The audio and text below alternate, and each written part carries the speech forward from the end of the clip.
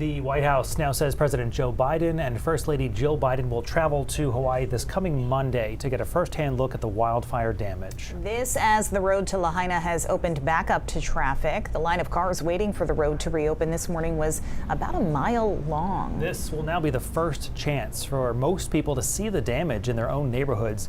Crews from FEMA, they are still carrying out those search and recovery efforts. The White House is timing the president's visit, they say, so it is less disruptive to those efforts. Meanwhile, nearly 500 federal personnel are there right now, including 140 search and rescue specialists. Jelani Martinez has more now on the effort to identify victims. 20 cadaver dogs continue to search Ground Zero. So far, they've covered less than a third of the burn zone. 75 FEMA personnel were deployed to the Valley Isle, including coroners and pathologists, as well as X-ray and lab technicians. A portable morgue also touched down.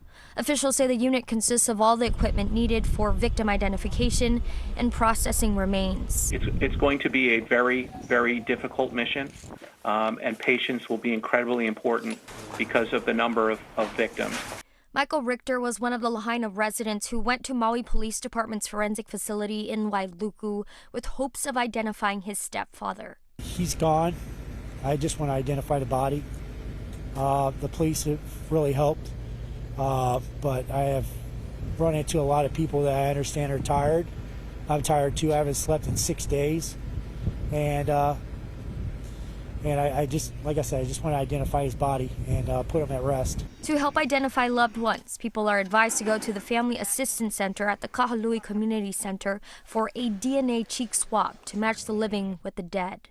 But collecting DNA from those who perished could be a challenge. Chances of finding good DNA samples might be a really hard thing to do. Also, once you identify a victim and you have reference samples from their family, the DNA process alone is very time-consuming and very tedious. You don't want to make mistakes. You don't want to misidentify someone. Even though the individual may not be identified today or tomorrow, there's hope they'll be identified in weeks or months to follow. And that's so important.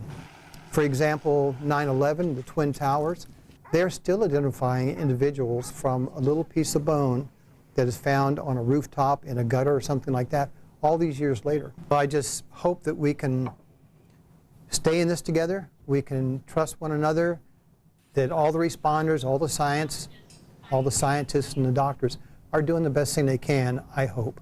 And if that's the case, we will go from this point of unknown to this point, hopefully, of identifications. Jelani Martinez reporting, and if you are one of the many people following the aftermath of that Maui wildfire, you may be wondering how you can help all the way from here in Maine. So there's some good news. There are local efforts that you can support. One woman in Biddeford is spreading the word about a fund at the Lahaina Luna High School in Maui. Her brother taught there for 25 years. She says most of his colleagues and students have been affected by the wildfire in some way.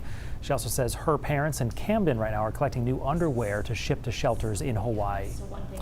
Pete Merritt from Lucerne started a GoFundMe to support his friend Rick Glencross, originally from the Bangor area. He says Rick has been living in Maui for years. He lost his house, though, in the fire and wants to return back home to Maine. Pete says he's hoping to raise enough money to help Rick and his dog get a plane ticket. Those working on the ground in Maui say anything helps survivors who have a long road ahead of them.